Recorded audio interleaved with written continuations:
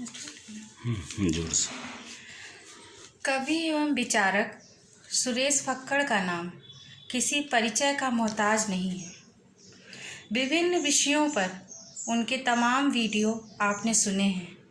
आइए आज सुनते हैं उनसे शब्द ब्रह्म की महिमा का जीवन में बहुत प्रभाव पड़ता है। ज्ञान की मातृभाषा मौन है। वह शब्द विज्ञान पर गूढ़ चर्चा। साथ में सुनेंगे उनसे उनकी कुछ कविताएं। मेरा आपसे इतना ही निवेदन है कि इस फक्कड़ फकीर को आशीष देने हेतु उनके चैनल को सब्सक्राइब कर घंटी का बटन दबाएं। ओम शांति। बहुत बहुत धन्यवाद दोस्तों। आपके बीच में सुरेश फक्कड़। आज चाहिए शब्द विज्ञान के बारे में। शब्द ही ब्रह्म है, इस पर हम चर्चा करेंगे। बात शुरू करते हैं। क्यों ना इस चर्चा को हम शुरू करें। हम अपनी मातृभाषा की वंदना से इस चर्चा को शुरुआत दें। हमारी मातृभाषा हिंदी, दुनिया की सबसे मौलिक भाषा हिंदी है। आइए हिंदी माँ के सम्मान में कुछ पंक्तियाँ मैं निवेदन कर रहा हूँ कि और नहीं कोई छोर नहीं, फिर भी लगे नित्य नवेली है हिंदी। और नहीं कोई छोर नहीं, फिर भी लगे नित्य नवेली है हिंदी। और जो वसुधा को कुटुंब कहे, हर भाषा की सच्ची सहेली है हिंदी। कि चंदन है तुलसी के ललाटों पे, चंदन है तुलसी के ललाटों पे, सूर की बागु चमेली है हिंदी। और बूझ के भी अनबूझ रहे, खुसरो वाली दिव्य पहेली है हिंदी। बूझ के भी अनबूझ रहे, खुसरो वाली दिव्य पहेली है हिंदी। चार पंक्तियां और हिंदी माँ की वंदना में कि आगो भी है, अनुराग भी है, रस राग भी, त्याग विराग भी है। आगु भी है, अनुराग भी है, रस राग भी, त्याग विराग भी है। हरी हाथ से छीन के रोटी गयो, रस खानों ने देखा वो काग भी है। हरी हाथ से छीन के रोटी गयो, रस खान ने देखा वो काग भी है। कि जायसी का पद्मावत है, जायसी का पद्मावत है, कजरी बिरहा आल्हा फाग भी है। और कामिल बुलके की मानस है, यह पावन पूज्य प्रयाग भी है। कि कामिल बुलके की मानस है, यह पावन पूज्य प्रयाग भी है। शब्द ही ब्रह्म है।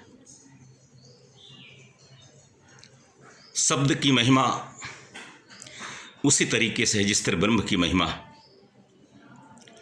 सृष्टि में सबसे पहले हमारे अजन्मा, अनगढ़, अनिर्वचनीय और जितने भी विशेषण लग सकते हैं उनसे अलंकृत किया जा सकता हमारे शिव शंकर जी हुए। और भगवान शिव के साथ ही एक नाद का जन्म हुआ जिसे ओम कहते हैं। एक शब्द का जन्म हुआ, और शब्द नहीं अक्षर, वो तो स्वर ही है। ओम शब्द का जन्म हुआ। आप किसी गुफा में बैठ जाइए, किसी पहाड़ी में बैठ जाइए, कहीं एकांत में बैठ जाइए, आप मन को एकाग्र करके सुने तो धरती के कण कण से ओम का नाद निकलता है, ओम का स्वर निकलता है। दुनिया के कण कण में ओम शब्द, ओम से बड़ा कोई मंत्र भी नहीं है। ध्यानी ज्ञानी जब ध्यान करता है, योग में होता है, तो उसके अंदर एक लय, एक सरगम ओम निकलता है। उसी सरगम में, उसी नाद में, अनहद नाद में इतना मस्त हो जाता है कि ध्यानिस्थ हो जाता है, दुनिया के सारे वैभव उसे बेकार लगते हैं। हमारे हृदय में एक लय है, एक ताल है, एक सरगम है, और ये लय और ताल जब टूटती है तो उसे हम हृदय की बीमारी कहते हैं। ब्लड प्रेशर का मरीज हो जाता है, जब बिल्कुल टूट जाती है तो हार्ट फेल हो जाता है। इसी तरीके से हमारे सांसों में एक रिदम है, एक सरगम है, एक ओम शब्द, और जब ये टूटता है तो श्वास की बीमारी हो जाती। कोरोना जो बीमारी है यही है, हमारा श्वास का सरगम टूटा हुआ है। और ध्यान की एक स्थिति ऐसी आती है जो हमें जपना नहीं पड़ता। ओम शब्द शब्द अपने आप फूटता है, जिससे अजपा जाप लोग कहते हैं। एक अभी सृष्टि में कुछ दिनों पहले, कई सालों पहले खोज हुई थी कि सृष्टि की उत्पत्ति कैसे हुई। उसमें पूरी दुनिया मिलकर एक प्रयोग कर रही थी। ज़मीन के नीचे बड़ी बड़ी मशीनें गाड़ी गईं, और मशीनें गाड़ी गईं तो मशीन में पहले विस्फोट किया जाता था। विस्फोट माने आवाज़ होती थी, पहले शब्द निकलता था, और उसके बाद उसके और प्रयोग चलते थे। इसी तरीके से सृष्टि की उत्पत्ति के पहले शब्द की जन्म हुई, शब्द का जन्म हुआ। शब्द की साधना सबसे कठिन है, और जिसने शब्द को साध लिया उसने सब कुछ साध लिया। वो इंद्रजित हो जाता है, वो ब्रह्माजित हो जाता है। इसलिए शब्द का प्रयोग जीवन में बहुत सोच समझ कर करना चाहिए। शब्द का गलत प्रयोग हमें जाने कितने कितने कष्ट भोगने के लिए मजबूर करता है। मुझे कहावत याद आती कि बातें हाथी मिलत है, बातें हाथी पाँव। यानी अगर बात करने का सलीका हो तो राजा महाराजा जो है उसकी बात पर हाथी दान कर दिया करते थे, और अगर बात गलत हो जाए, उसका प्रयोग गलत हो जाए तो हाथी पाँव, हाथी के पैर से कुचला दिया जाता था। हिंदी विश्व की सबसे मौलिक भाषा। हमारा एक दुनिया के सबसे बड़े भाषा वैज्ञानिक मेरे क्षेत्र में, रायबरेली में, भोजपुर क्षेत्र, मेरे गांव से 12-15 किलोमीटर पर आचार्य रघुनंदन प्रसाद शर्मा हुए। इस देश में लोग उनका नाम नहीं जानते। उनकी 3 किताबें जापान में एमए में चलती हैं। एक वैदिक संस्कृति, एक अक्षर विज्ञान जो भाषा विज्ञान पर है, एक ढोल के बोल संगीत पर है। 20 वर्ष तक रघुनंदन प्रसाद जंगल में रहे, पत्ते खा के रहे, और वो कमाल के शब्दों पर खोज किया तो गजब कर दिया उन्होंने। जो उन्होंने डेमार्क और लेकिन के सिद्धांतों के सिर्फ धज्जियां उड़ा दिया अपने तर्कों पर। दुनिया के किसी वैज्ञानिक के पास ऐसे तर्क नहीं। हमारे यहाँ लोग कहते हैं कि आदमी का विकास बंदर से हुआ। रघुनंदन शर्मा ने चैलेंज किया कि बंदर से कैसे हुआ, आदमी आदमी से हुआ। दुनिया का हर जीव सीधे नहीं देखता, क्षैतिज में ऐसे देखता है। कोई जीव आदमी को छोड़कर, बंदर भी ऐसे देखता है। ऊपर नीचे गर्दन नहीं हो, उसके ऊपर हो बिल्कुल गर्दन, सिर्फ आदमी में के ऊपर देखता है, बाकी सब क्षैतिज में देखता है। सिर्फ आदमी ही सीधे चलता है। तो उन्होंने कहा अगर बंदर से विकास हुआ होता तो आदमी में कुछ तो गुण ऐसे होते हैं बंदर के। उन्होंने एक और दिया है प्रयोग हिंदी की वैज्ञानिकता पर।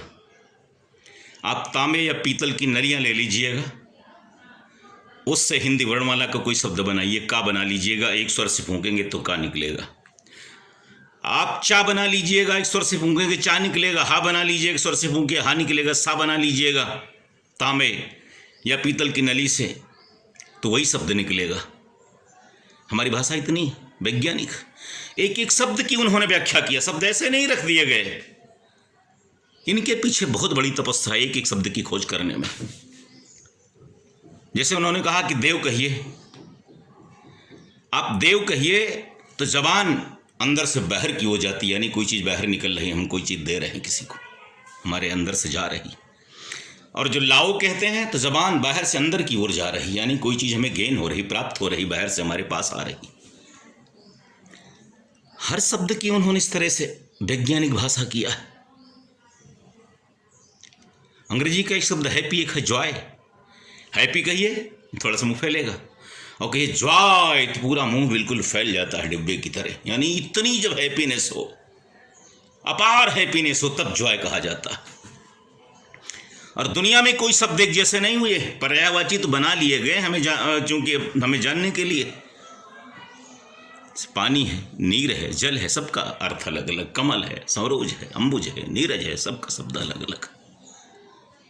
आप कभी गंदे नाले के पानी को नीर नहीं कह सकते। पानी तो सामान्य है, हर पानी को पानी कह सकते हैं। वैसे कमल में है, लाल कमल को और कुछ कहते हैं, सफ़ेद कमल को और कुछ कहते हैं, नील कमल को और कुछ कहते हैं।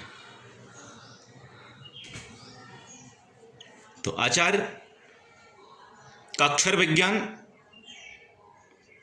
तो मैं जब पढ़ता हूँ, एक आधा पेज पढ़ता हूँ, लगता है हमारा सर फट जाएगा, मैं पढ़ ही नहीं पा रहा हूँ। जापान में चलती है, जापान के हर पुस्तकालय में है, हिंदुस्तान के शायद 2-4 पुस्तकालयों में किताब। बड़ी मुश्किल से बड़ा पता करके मुझे ये किताब आचार्य जी की मिली। देखिए ये अक्षर विज्ञान, ये जापान में किताब चलती। दुनिया की सबसे छोटा संस्करण ये है, सबसे वैज्ञानिक भाषा विज्ञान पर प्रमाणित पुस्तक है। तो ये अक्षर विज्ञान, और ये आचार्य जी का चित्र है, आचार्य रघुनंदन प्रसाद शर्मा। शब्द आप प्रेम कहिए तो आपके दोनों ओठ मिल जाते हैं, दोनों ओठ न मिलें तो आप प्रेम कह ही नहीं सकते। यानी किन्हीं चीज़ों का मिलना, किन्हीं दो चीज़ों के या कई चीज़ों का आपस में मिलना, ये प्रेम है। घृणा में मुंह फैल जाता है, ओठ विलग हो जाते हैं, जैसे कोई चीज़ें अब हमसे विलग हो रही, दूर हो रही, अलग हो रही। अब रावण कहिए, आपके ओठ अलग अलग हो जाते हैं, विभाजन की रेखा बन नहीं। राम कहिए, ओठ मिल जाते हैं, सबको समेट रहा जैसे कोई। रावण कहिए, मुंह फैल जाता है। श्याम कहिए, होठ आपके मिल जाते हैं, कोई मिला रहा। तो शब्द का महत्व इतना है। हमारे यहाँ तो पहले मंत्रों द्वारा रोगों को उपचार हुआ करते थे। बुखार, जूड़ी बुखार, जाने क्या क्या आए मंत्र। तो हमारे यहाँ सिपाही बाबा थे, जब किसी लड़के को बुखार हो जाए, जूड़ी आ जाए या और कोई बीमारी है, तो लोग हम कहते थे कि उनकी माताएं उनके पता जाओ सिपाही बाबा से फूंक डलवा लो। सिपाही बाबा फूंक डालते और लोग ठीक भी हो जाते थे। साहब क्या कमाल था। लेकिन उसके पीछे उन शब्दों में मंत्र पढ़ने वाले का आचरण होता था, उसकी साधना होती थी, उसकी तपस्या होती थी, उसकी पवित्रता होती थी, तब वो काम करते थे साहब। वो अक्षर, वो मंत्र तब काम करते थे। आज तो बुखार है, आया और गया आदमी, देर नहीं लगती। और दुनिया का अगर सबसे बड़ा कोई शब्द है तो मौन है। मौन से बड़ी कोई साधना नहीं होती, मौन से बड़ी कोई तपस्या नहीं होती।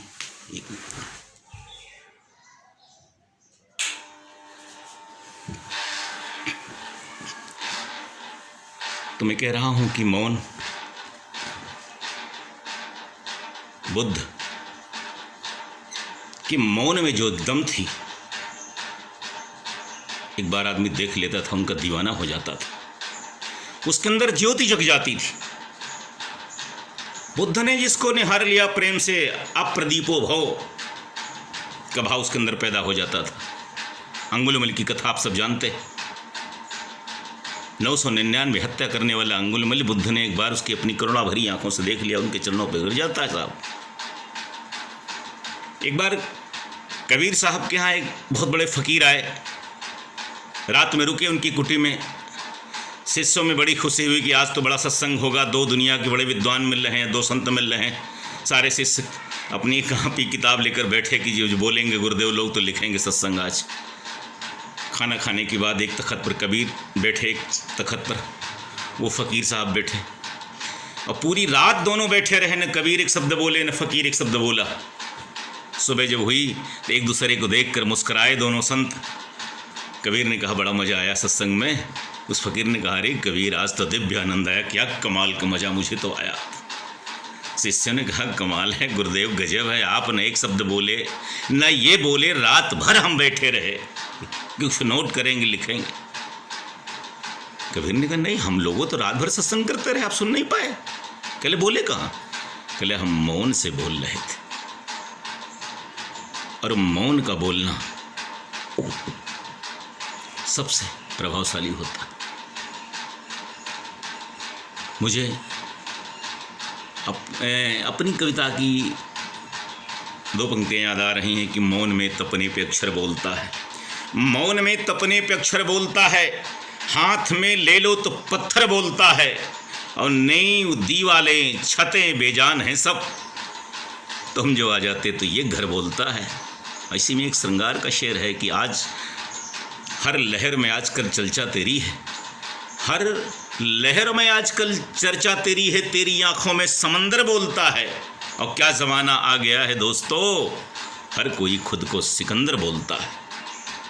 हमारे रजनीश जी कवि हुए, बांके बिहारी श्रीवास्तव रजनीश इतने गरीब थे कि सारी ज़िंदगी खड़ाऊँ पे चले। दुर्गा सप्तशती का रोज़ पाठ करते थे, मेरे घर आते थे, मुझे सौभाग्य मिला कि मैं उनकी धोती होती छाटा करता था। कभी कभी तो मेरे घर आते और वो आते, मेरे पिताजी उन्हें बहुत मानते थे, कहले भाई साहब मेरे दामाद आए, घर में एक भी चुटकी आटा नहीं है, दाल नहीं, कुछ नहीं है। तो मेरे पिताजी मुझसे कहते जाओ फक्कड़ सब सामान डाल के आओ। इतने गरीब थे, और उन्होंने ज़िंदगी में कभी कोई कविता पेन से नहीं लिखा, अभी 7-8 साल पहले ख़त्म हुआ। कभी कोई कविता उन्होंने पेन से लिखा ही नहीं। और क्या गीत लिखे, मैं दावे के साथ कह सकता हूँ 50 साल में हिंदुस्तान में किसी ने इतनी अच्छी भाषा का प्रयोग नहीं किया, ऐसे गीत नहीं लिखे। किसी दिन हम रजनीश जी पर अकेले बोलेंगे, उनके पूरे काव्य पर। क्या कमाल के संस्कारवान शब्द, एक से एक गीत, और रास्ते में चलते थे गीत बनाया करते थे, गीत उनको रट जाता था, कभी उनका कोई गीत कागज़ पर नहीं लिखा होता था। तो रजनीश जी की कुछ पंक्तियाँ मैं पढ़ना चाहता हूँ।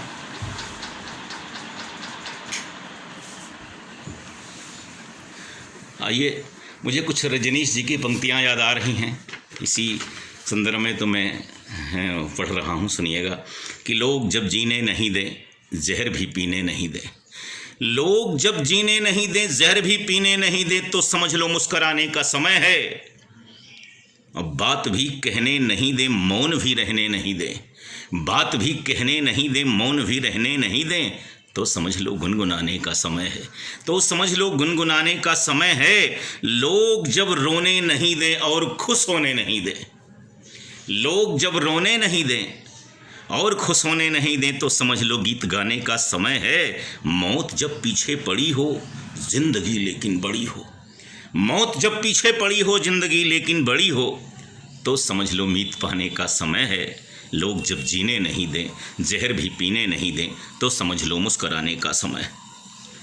जीवन में नाम का बड़ा महत्व होता है, नाम ऐसे नहीं रखा जाता। नामकरण संस्कार हमारे यहाँ एक संस्कार होता था, सबसे महत्वपूर्ण संस्कार। ऐसे नहीं होता जो नाम रख दीजिएगा। आजकल हम पाश्चात्य संस्कृत नकल करने लगे। कभी हम पिताश्री कहा करते थे, पापा कहने लगे, पाप से शब्द जो बना, और उसके आगे चले गए अब डैड कहने लगे। मम्मी से अब मैम मम हो गई, मम जो हो मरा आदमी को बना दिया जाता। शब्दों का हम गलत प्रयोग करेंगे, संस्कार कहाँ से आएंगे? कभी सोचा आपने भारतवर्ष में एक भी लड़की ऐसी नहीं जिसका नाम सूपनखा रखा गया हो? कोई एक भी लड़की नहीं। पूरे होटल से देख लीजिए, कहीं सूपनखा नाम नहीं। तो जीवन में नाम का बड़ा महत्व होता है। मेरे एक मित्र ने मुझे कई बार मुझसे पूछा मेरे लाइव प्रसारण में कि आपका नाम फक्कड़ कैसे बना। चलो मैं आज बता रहा हूँ। मेरा नाम फक्कड़ कविता का नाम नहीं है। मैं जब इंटर में पढ़ता था तो मैं शुरू से ही, बचपन से ही कुछ कबीरपंथी, कुछ विचित्र प्रकृति का बच्चा था।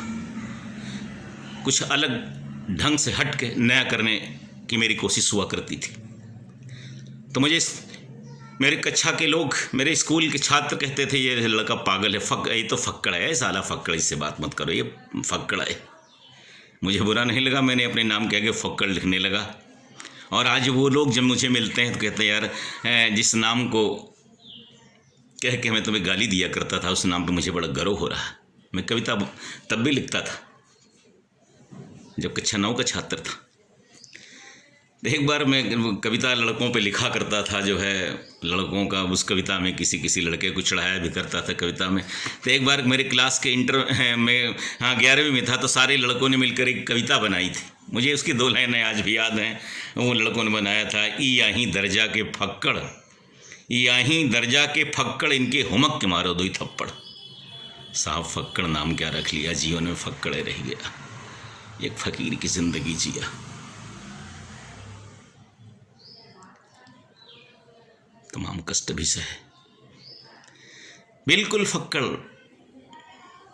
का जैसा जीवन। मेरे कारण मेरे परिवार के लोग कितने कष्ट उठाए, लेकिन सब हंसते रहते, सब मुस्कुराते रहते। लेकिन इसका अर्थ नहीं है कि मुझे कोई अफसोस, इसका कोई मलाल। मैं अपने जीवन से पूरी तरह संतुष्ट हूँ। आपका प्यार, आप सबका प्यार जो मुझे इतना ज़्यादा मिला। मेरा घर का नाम भोला है। सब लोग कहा करते थे मेरे गांव में कि अरे फलाने का लड़का बहुत भोला है, एक लड़का वो बहुत भोला है। और सच में मैं भोला ही रह गया। जिंदगी भर भोले बाबा की तरह सब कुछ लुटाता ही रहा। तो नाम का जीवन में बहुत बड़ा महत्व। साहब राज बहादुर बिकल शाहजहांपुर में, जिस कवि से मैं सर्वाधिक प्रभावित हूँ अपने जीवन में, वो कहा करते थे, उनका जीवन अगर आप सुन लें तो आप दंग रह जाएं। कितने करुणा में, कितनी विकलता में जिस आदमी का जीवन बीता है कि बाप रे बाप, साला दर्द भी चीख चीख के रोले उनकी दास्तान सुन ले तो। वो कहते थे, किसी ने विकल नाम क्या रख दिया, बेटा सारी जिंदगी विकलता में ही बीत गई। निर्धन जी मुझे जब पहली बार मिले, निर्धन जी देश के बहुत बड़े कवि थे। लाल किले के कवि सम्मेलन बगैर निर्धन जी के अधूरा माना जाता था, खुरजा के थे। वो कहते थे, मेरे गुरु ने मेरा नाम निर्धन क्या रख दिया, सारी जिंदगी मुफलिसी में बीती, दैन्यता में बीती।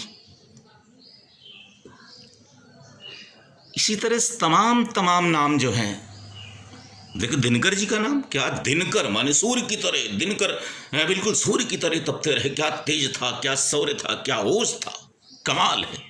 दिनकर बिल्कुल सूरज की तरह रहे। हमारे लंगुटिया यार के.डी. शर्मा हाहाकारी, उनका कोई उपनाम नहीं था। हमने कहा कि नाम रख लो, कहले क्या करना। तो उस समय मैं सहारा में पत्रकारिता करता था, जो कोई समाचार आता तो मैं उनके नाम के आगे के.डी. शर्मा हाहाकारी लगा देते। बाद में उनका नाम ही पड़ गया। क्या गजब का हाहाकार मचाने लगे साहब। देश का कितना बड़ा हास्य फनकार क्यों न हो, लेकिन के.डी. शर्मा के आगे पानी मांग जाता था। अज्ञात जी, रामचरण सिंह अज्ञात, हमारे एक्वाबाद नाव के, भारत की पहली पिक्चर छत्रभंग, जिसे वर्लिन में स्वर्ण पदक मिला था। अज्ञात जी उसमें 9 गीत लिखे, 10 मिनट का अभिनय भी किया था। लेकिन साथियों, किस मुफलिसी में मरे, 3-3 दिन की बासी रोटी खा के आदमी मरे। वो एक बांग्लादेशी कोर्ट में उन्होंने 10 साल जाड़ा काट दिया। मैं अगर ना होता तो मेरे जिले में उनका लोग नाम नहीं जानते। अज्ञात नाम था, कहते थे, अज्ञात ही रह गया। तो जीवन में अब तमाम सनकी जी हमारे थे, बहुत अच्छे थे, देवता तुल्य आदमी थे, दानवीर थे, बहुत विराट व्यक्तित्व के थे। लेकिन उन्होंने एक वंदना माँ की किया। उन्होंने कहा था, मेरी श्वास नली तोड़ दे माँ, और क्या बिटिया मेरी हकली है, औरत पगली है, लड़का जानी क्या है। उन्होंने जो कुछ मांगा सब उनको मिला। बाद में श्वास नली के मरीज हुए। बिटिया भी उसी तरीके से, पत्नी भी वैसे ही, सब कुछ।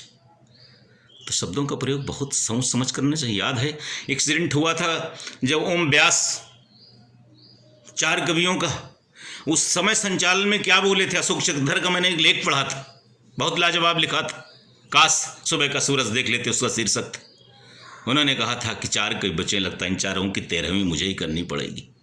3 कवि बचे, मुझे मिला के 4, और 4 लोग मारे गए। तो शब्द का प्रयोग बहुत समझ करना चाहिए। कोई नाम अपना पागल रखें तो पागल लक्षण आ ही जाएंगे।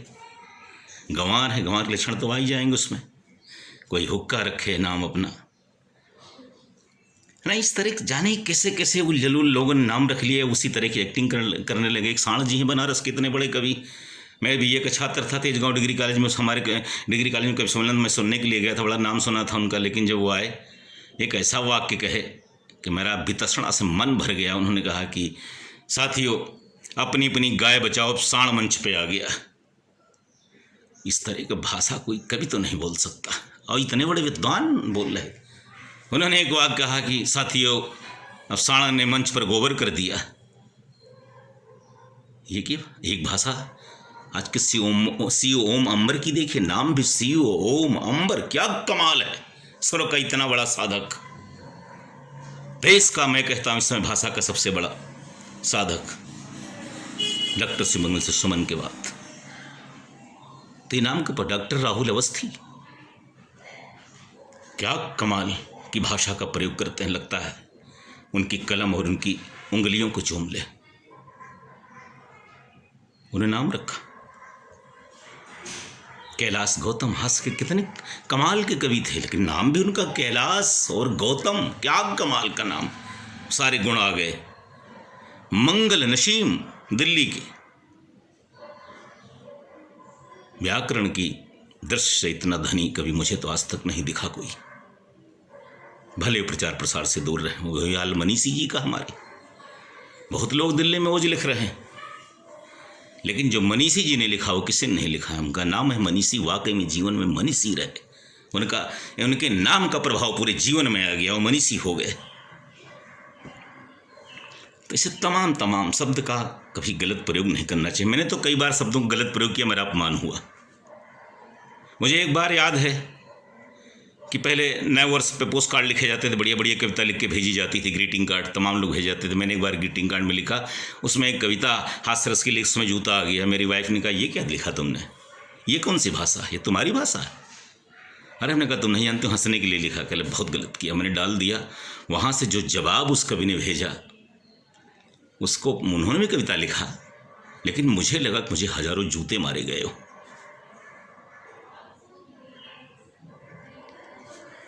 जिन कवियों ने भाषा का गलत प्रयोग किया उनका अंत बहुत खराब हुआ। आपने देखा हो कवियों की मौत बहुत बुरी होती, ज्यादातर। मैं बचपन में था तो लोग कहावत कहते थे, उसकी एक कहावत की अंतिम लाइन मुझे याद है कि कवि को नर्क विशेष, और किसी को क्या कभी कभी है, कवि को नर्क विशेष। तो मैं कहता था कवि तो देवता होता है, कवि संत होता है, कवि ऋषि होता है, उसको नर्क क्यों होता है। अब समझ में आया कि उससे भाषा का प्रयोग गलत हो जाता, शब्दों का उटपटांग प्रयोग हो जाता, और वैसे ही हो जाते हैं। गया प्रसाद शुक्ल स्नेही आधुनिक कवि सम्मेलन के जन्म जाता हमारे उन्नाव के। ये उन्हीं कविता है जो भरा नहीं है भावों से बहती, जिसमें रसधार नहीं, वो हृदय नहीं, वो पत्थर है जिसमें स्वदेश का प्यार नहीं। स्नेही जी के जमाने में बड़े से बड़ा कवि मंच पर चढ़ने की हिम्मत नहीं करता था। स्नेही जी डांट देंगे गलत अगर एक भी अक्षर बोल दिया तो। स्नेही जी कमाल के थे। एक बार एक कवि कविता पढ़ रहा था, खूब जम रहा था, ओज का युद्ध वर्णन कर रहा था। उसमें जैसे उसने पढ़ा कि भंग की तरंग में तुरंग बढ़ा जाता, स्नेही ने कहा रुक बेटा रुक, जरा रुक, पहले लाइन सही कर। कहले भंग की तरंग में नहीं, भंग की तरंग सा तुरंग बढ़ा जाता है। अरे घोड़ा कोई भांग खाया था, उसकी तरंग में जो बढ़ रहा है, लेकिन भंग की तरंग सा, भांग जो आदमी खाता है 1 मिनट में आसमान से पाताल, पाताल से वहाँ दिल्ली से दौलताबाद पल भर में पहुँच जाता है, वैसे घोड़ा में तेजी थी। इसका अर्थ ये हुआ। स्नेही जी का एक शिष्य ने एक बार स्नेही जी ने कविता पढ़ी कि रही रही जात प्राण रही रही जात, एक छंद है, ये शास्त्रीय दृष्टिकोण से कुछ इसमें अशुद्धियाँ थी। उस शिष्य ने कहा गुरुदेव मुझे लगता है इस छंद में कुछ अशुद्धियाँ हैं। स्नेही जी ने बहुत डांटा, तो मुझे कविता सिखाएगा, कल का चौकड़ा, तेरी हिम्मत कैसे पड़ी, बहुत डांटा। जब स्नेही जी 3 दिन तक स्नेही जी के प्राण रही रही जात वाली स्थिति थी, घटा लगा था। कभी लगता था अब प्राण गए, कभी अब गए, सांस आती सांस जाती, 3 दिन से यही लगा था। वो शिष्य जब गया और रोने लगा स्नेही जी को देख के, स्नेही जी ने धीरे से कहा कि आ गए, तुम्हारी याद आ रही थी, बहुत अच्छा किया तुम आ गए, तुमसे मुझे माफ़ी मांगना है। शिष्य ने चरण पकड़ लिया, गुरुदेव क्या कह रहे हैं। कहले सच कह रहा हूँ, उस दिन जो तुमने कहा था मैंने छंदा शुद्ध पढ़ा था, रही रही जात प्राण रही रही जात, लेकिन मेरा अहंकार मुझे मानने नहीं दिया, वहाँ मैं कैसे स्वीकार कर लेता, मैं तुम्हें डांट दिया था। अब आज 3 दिन से वही मेरे शरीर में, मेरे प्राण रही रही जात हैं, प्राण रही रही जात, प्राण रही रही जात। 3 दिन बाद स्नेही जी ने शरीर पूरा किया। हमारे यहाँ कवि हुए, उन्होंने झारखंडेश्वर, एक शंकर जी का मंदिर है, उन पर उन्होंने किताब लिखा, किताब में सारे छंदों में अंड बंड खंड खंड विखंड झंड बंड भरभंड, ये सारे तुकांत प्रयोग किए। एक बार कुछ हिंदी विद्वान हंस रहे थे कि आदरणीय पंडित जी ने केवल एक ही तुकांत पैदा नहीं किया, और उसका परिणाम ये हुआ कि उनकी बस अपनी स्वयं की थी, अपनी स्वयं की बस से तीर्थ यात्रा करने जा रहे थे, बस पेड़ से टकरा गई, केवल उन्हीं को चोट लगी थी, उनकी एक आँख चली गई थी। दोस्तों, शब्द का प्रयोग हमेशा बहुत सोच समझ के करना चाहिए। और एक बात याद रखना, वाणी में वो शक्ति है जो बिना हथियार उठाए क्रांति करवा सकती है और शांति भी ला सकती है। ज्ञान की मातृभाषा मौन है, याद रखना, ज्ञान की मातृभाषा मौन है। दर्पण चुप रहकर अपना फैसला सुनाना जानता है। दर्पण कभी विदुर की तरह झूठ नहीं कह सकता, सब सच कहने दर्पण होता है। और शब्दों का भी तापमान होता है, सुकून भी देते हैं और जला भी देते हैं। लंबी जुबान और लंबा धागा अक्सर उलझा देते हैं। सिक्के खनखनाते हैं, नोट चुप रहते हैं। ऊंचे होकर भी शांत और नम्र रहना सीखो। आज कभी कविता पढ़ने के लिए तो पहले जो है 1 घंटे कविता में 40 मिनट तक केवल अपनी प्रशंसा करेगा, जानी क्या क्या बके, कई कवियों कविताएं पढ़ेगा, फिर जरा सा पढ़ेगा। हमने आदम गोडवी को देखा था एक बार, जो पहली बार मैंने देखा था, सादे सादे भेष में, मैला कुचैला धोती कुर्ता पहन के आए। लोगों ने उन्हें हुट कर दिया, लोगों ने उनकी शक्ल देख के हुट कर दिया। लेकिन जैसे उस आदमी बगैर एक भी गद्दे का शब्द नहीं बोले, बस शेर जैसे ही पढ़े तैसे लोग पागल हो गए, दीवाने हो गए। अटल उस बहुत बड़े कवि सम्मेलन के हीरो वो आदम जी हो गए थे। काजू भरी प्लेट में विस्की गिलास में उतरा है रामराज विधायक निवास में। तो लंबी जुबान और लंबा धागा अक्सर उलझ जाते हैं, सिक्के खनखनाते हैं, नोट चुप रहते हैं। और इंसान एक दुकान है, जुबान उसका ताला, ताला खुलने पर ही तो पता चलता है दुकान जौहरी की है, जूते की है कि परचून की है कि जनरल स्टोर की। बात इतनी मधुर रखो कभी वापस लेनी पड़े तो खुद को कड़वी न लगे। तो इन बातों का ज़िंदगी में हमेशा ध्यान रखना प्यारे भाइयों। बहुत बहुत धन्यवाद। ये तो बड़ा लंबा विषय है, समय की मितव्यता है। आइए, कुछ मैं आपसे कहा था, कुछ पंक्तियाँ अपनी मैं पढ़ रहा हूँ और कुछ गज़ल के मैं शेर गुनगुनाना चाहता हूँ। मैं मंच पर गज़ल गीत नहीं पढ़ पाता हूँ, रे वो वीर रस श्रृंगार पढ़ा करते हैं। लेकिन आइए, वो कविताएं जो कभी मैंने नहीं पढ़ा, मैं कुछ शेर पहुँचते हैं कि सुनिएगा कि सफ़र में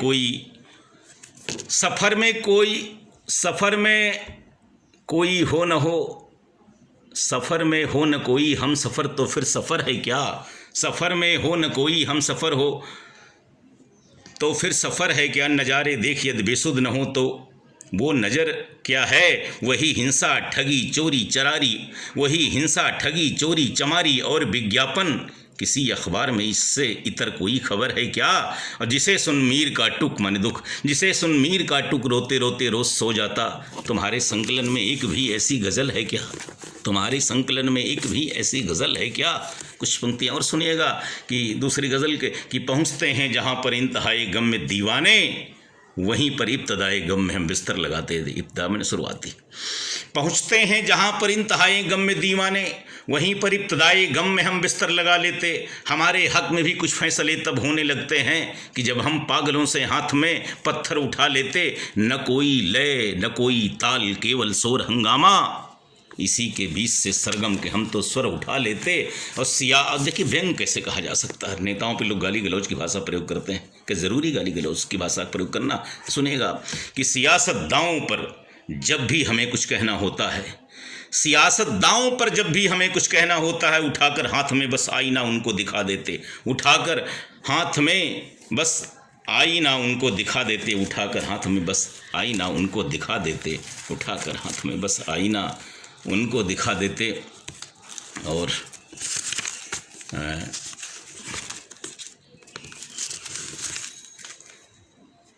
चार पंक्तियां सुनी, बात खत्म करते हैं कि जिंदगी बिन तुम्हारे गरल सी लगे, जिंदगी बिन तुम्हारे गरल सी लगे, उम्र की पूर्णिमा सी अनल सी लगे। और राशि फल जिसको सुन कर दहल जाए दिल, तुमने क्या पढ़ दिया अब गजल सी लगे, तुमने क्या पढ़ दिया अब गजल सी लगे, तुमने क्या पढ़ दिया। हर पपीहे के स्वर को व्यथा चाहिए, आपके घर का हम को पता चाहिए, आपके घर का हमको पता चाहिए। और तुम जलो ना जलो प्रात तो आएगा, रोशनी में मगर यास था चाहिए, रोशनी में मगर यास था चाहिए, रोशनी में मगर। और एक बस श्रृंगार का छंद सुन लेना, मुझे आशीष देना इस छंद पर। पंक्तियां सुना कि पीर ने सवैया छंद अंग यंग में लिखे हैं, कभी घनानंद की सुजान लगती हो तुम। घनानंद की प्रेमिका सुजात। कि पीर ने सवैये छंद अंग यंग में लिखे हैं, घनानंद कवि की सुजान लगती हो तुम। बड़े बड़े ज्ञानी अनुमानी ज्योतिषी भुलाने क्षण क्षण में नया रुझान लगती हो तुम। बड़े बड़े ज्ञानी अनुमानी ज्योतिषी भुलाने क्षण क्षण में नया रुझान लगती हो तुम। कि सीता सी पुनीता ज्ञान गीता लगती हो कभी, सीता सी पुनीता ज्ञान गीता लगती हो कभी। पाक रमजान में कुरान लगती हो तुम। और एक देह में ही आठों निधियाँ समा गई हैं, एक देह में ही आठों निधियाँ समा गई हैं। मिल के 18 पुराण लगती हो तुम। एक देह में ही आठों निधियाँ समा गई हैं, मिल के 18 पुराण लगती हो तुम। बहुत बहुत धन्यवाद।